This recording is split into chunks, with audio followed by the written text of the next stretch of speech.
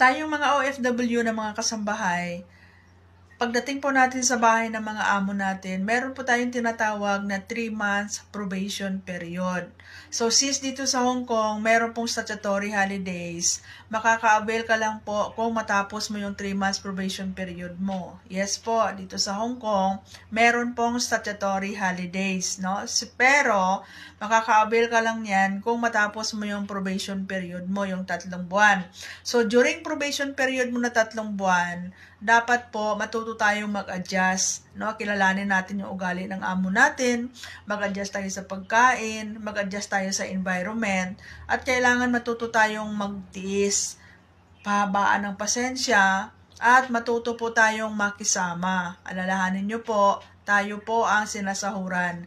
Meron po tayong kontrata na pinirmahan at meron po tayong amo na dapat sundin. So as much as possible, matuto po tayong magpakumbaba, matuto po tayong mag-adjust at matuto po tayong makisama, no? So mabilis lang po 'yan kasi pag natapos na yung 3 months probation period nyo, maging stable na kayo sa trabaho ninyo, makaka-adjust na kayo at makilala nyo na yung ugali ng amo nyo.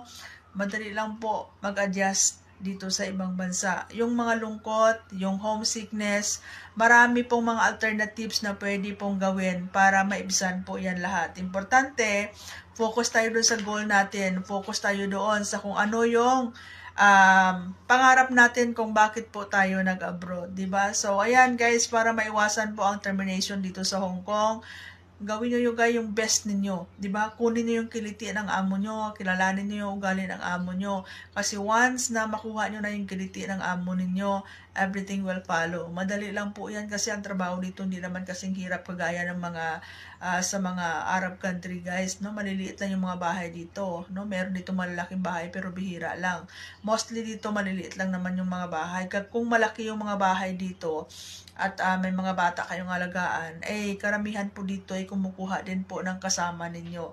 Pero much better na mag-isa ka sa bahay kasi minsan yan na yung cause ng hindi pagkakaintindihan, no? So yun lang guys, no?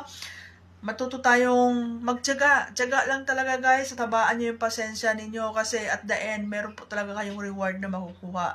Bukod sa matutupad nyo yung pangarap nyo, yung goal ninyo, ay talagang magugustuhan nyo po dito sa Hong Kong. Maganda po dito sa Hong Kong, basta maganda din po yung relationship nyo ng amo ninyo.